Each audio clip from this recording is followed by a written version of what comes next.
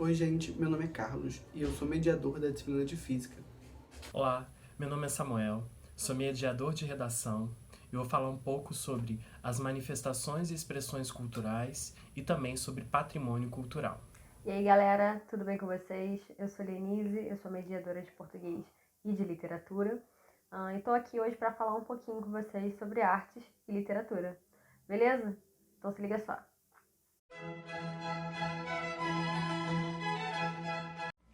Bom, gente, vamos iniciar nosso debate aí. Eu vou pontuar alguns fragmentos do texto e a gente vai refletir sobre, ok? De início, a gente pode se perguntar o que é arte, e a arte é muito amplo. A gente pode entender a arte como uma forma de expressão humana, pode entender a arte também como uma técnica por meio da qual a gente vai transmitir uma mensagem. Tudo bem? É muito importante também se perguntar quem diz o que é arte ou o que não é arte e quem valida, né, dá mais valor para um tipo de arte do que outro. Assim a gente consegue entender por que determinada literatura era aceita em certa época e depois não. Ou por que o funk não é bem visto na sociedade. Entrando no texto em específico, eu destaco uma frase do prólogo que fala que as artes são fontes de humanização. Trazendo para o contexto da pandemia, essa frase é muito boa, porque imagina passar por uma situação complicada como essa, sem livros, música, sem filmes.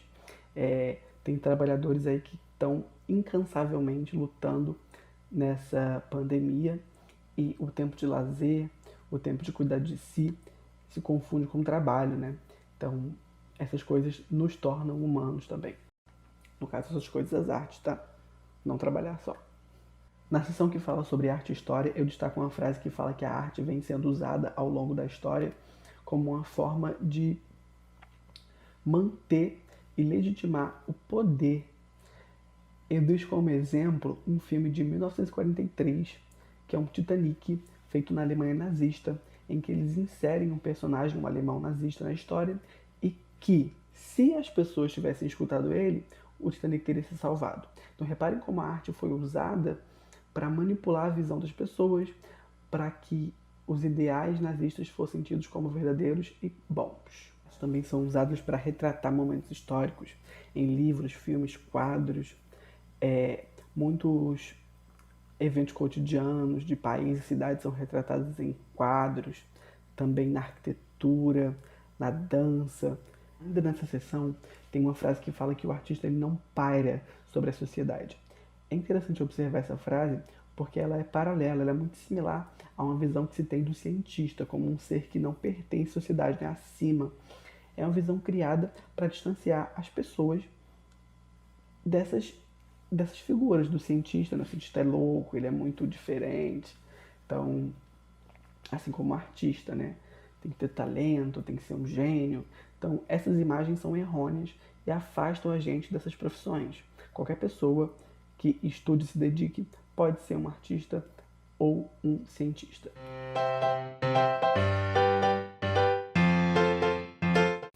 Bom, vamos falar um pouco sobre as manifestações e expressões culturais que existem. A primeira delas, e a mais antiga, registrada na história, desde o período das cavernas, é a pintura.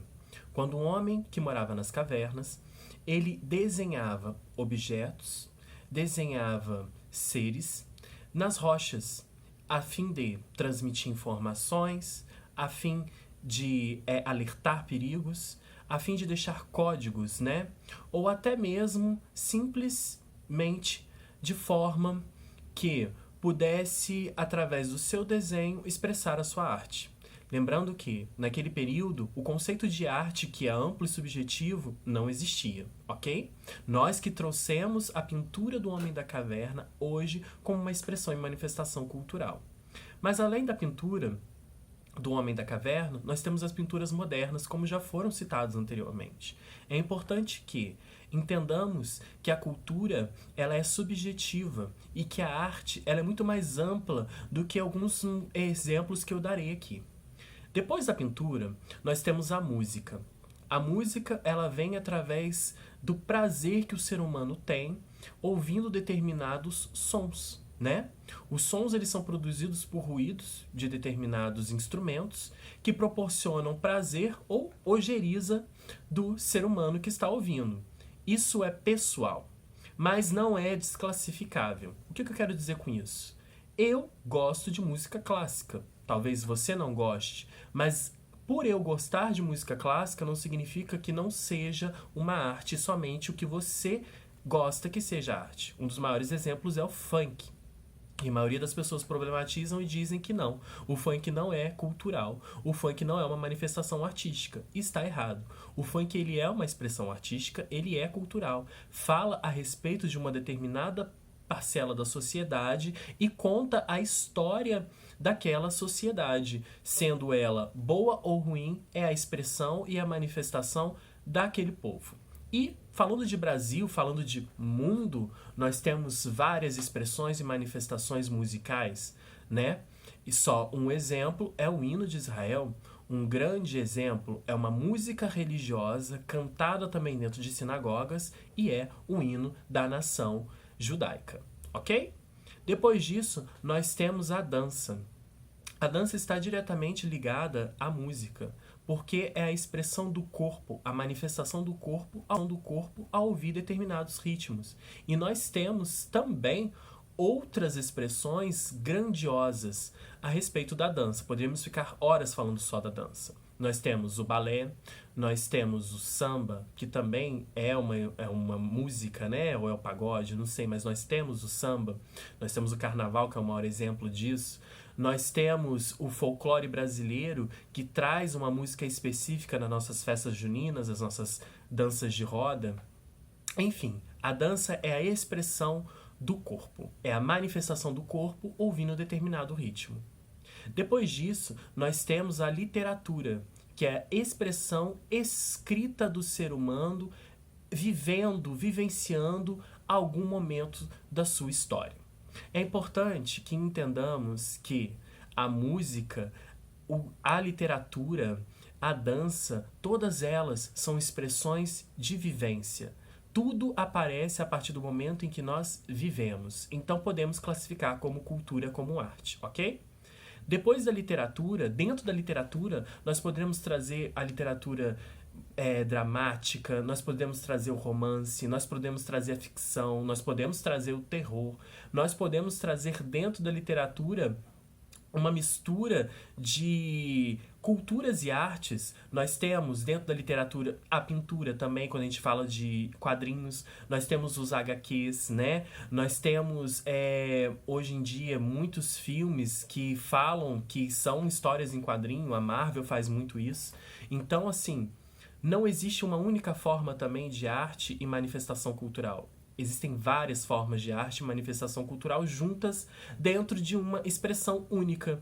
Por exemplo, a literatura, o gibi, ele é uma manifestação, uma expressão cultural escrita, mas também é uma manifestação, expressão cultural de pintura, ok? Nós temos o desenho, nós temos a escrita ali. Os HQs, a mesma coisa.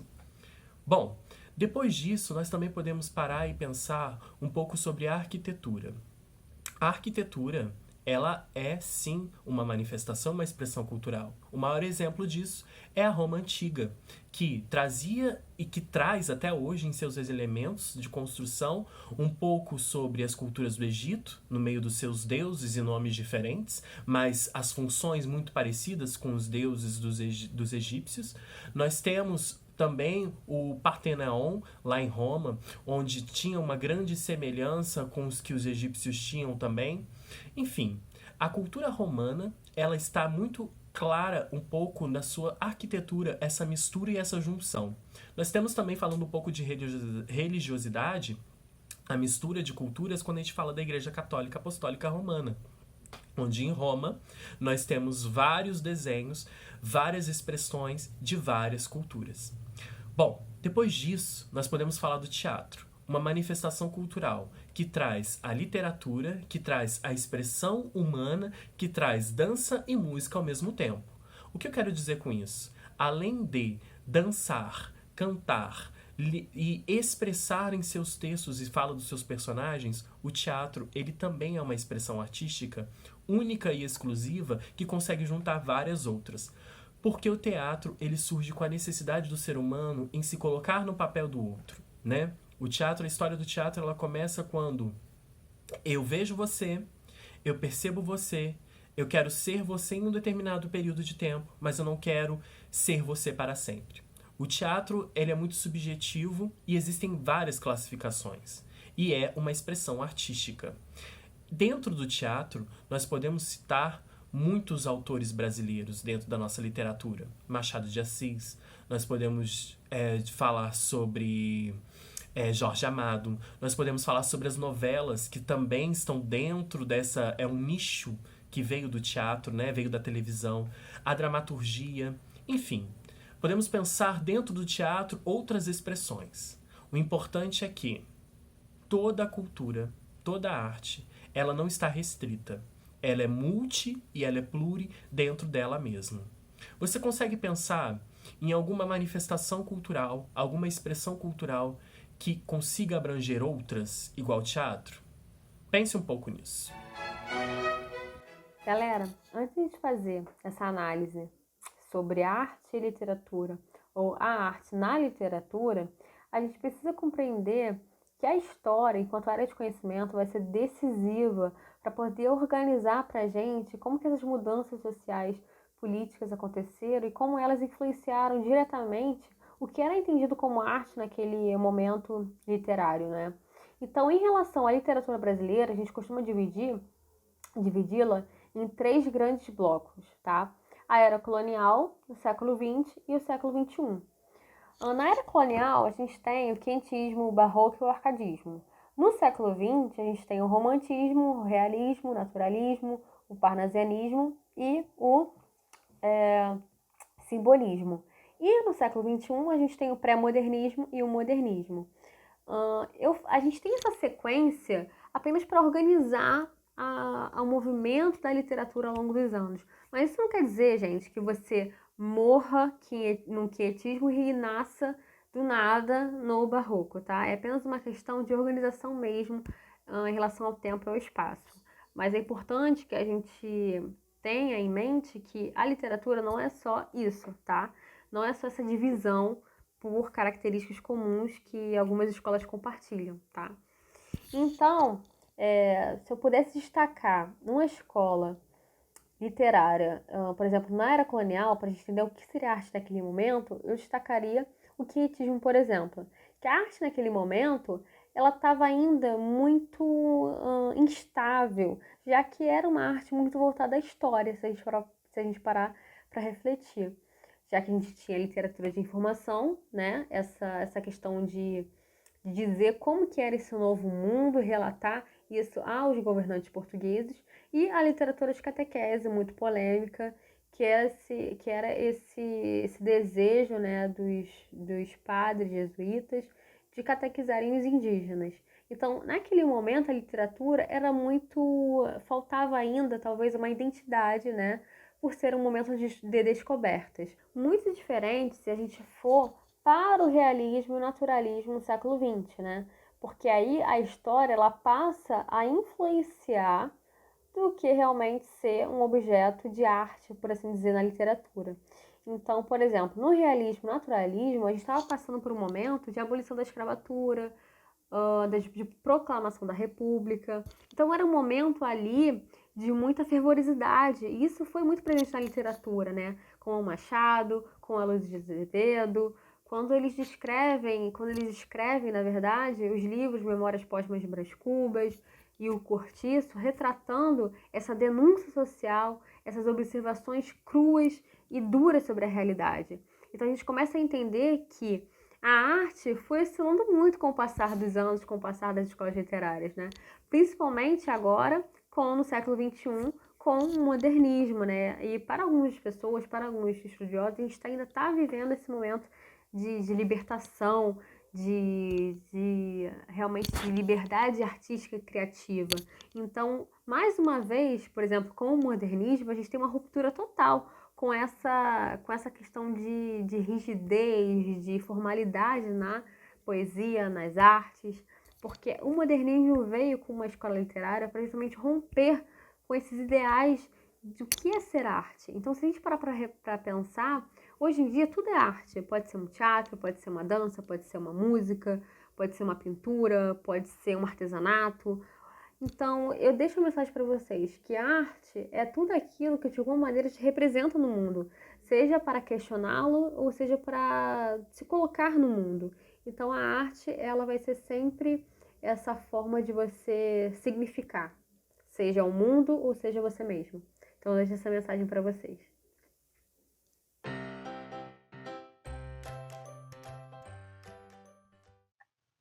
Gente, indico aqui pra vocês. Esse primeiro é um filme que fala sobre um artista, que é o Johannes Vermeer. O segundo é um livro da mesma autora do conto da Aya, que fala sobre uma distopia e sobre os rumos da ciência. O terceiro é um filme que fala sobre engenharia genética em humanos. Interessante. Essas duas obras são do Vermeer. A primeira é o quadro Moça com Brinco de Pérola, e o segundo é o Astrônomo. Aquele filme é baseado em como surgiu essa primeira obra. Por mais que o filme seja ficcional, a maneira como o Vermeer conseguia capturar luz e sombra é bem retratada no filme. Ele usava uma câmera escura de orifício. Observem no quadro do Astrônomo a riqueza de detalhe das sombras da estante, da roupa e etc.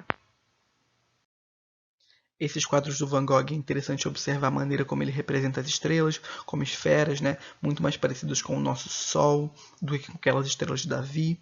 Também as cores das estrelas no primeiro quadro, vermelhas, azuis, amarelas, já que a cor de uma estrela tem relação com sua temperatura.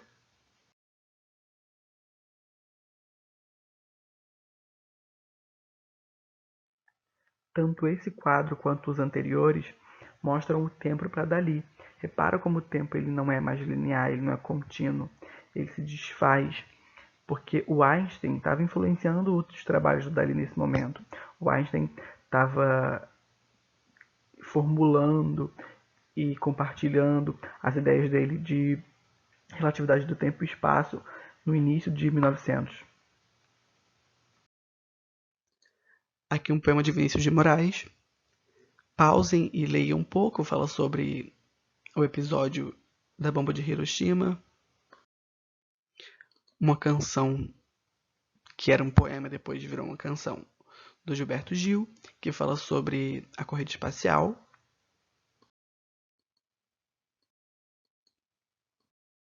Esse é um artista brasileiro, o nome dele é Abraham Palantinic. Ele foi pioneiro nesse tipo de arte, que é uma arte cinética com movimento muito bonita de se observar. Reparem nessas obras que eu coloquei aqui. Infelizmente, ele veio a falecer em decorrência do Covid. Procurem as obras dele. Então, galera, foi isso. Espero que vocês tenham gostado desse breve resumo que eu fiz sobre a importância da arte na história da literatura ou também na própria história. Sugiro como atividade, durante esse momento difícil pelo qual a gente está passando, a leitura de um dos livros de Italo Calvino, que se chama Se um Viajante numa Noite de Inverno. É um livro sensacional que vai abordar justamente a arte da leitura, o que é o livro enquanto objeto, a questão da tradução de um livro. A gente, enquanto leitor, é muito difícil estabelecer uma temática única para esse livro. Então, eu sugiro que vocês tenham a própria interpretação de vocês e que façam, mais uma vez, essa arte que é a leitura. Então, até a próxima. Um grande beijo para vocês.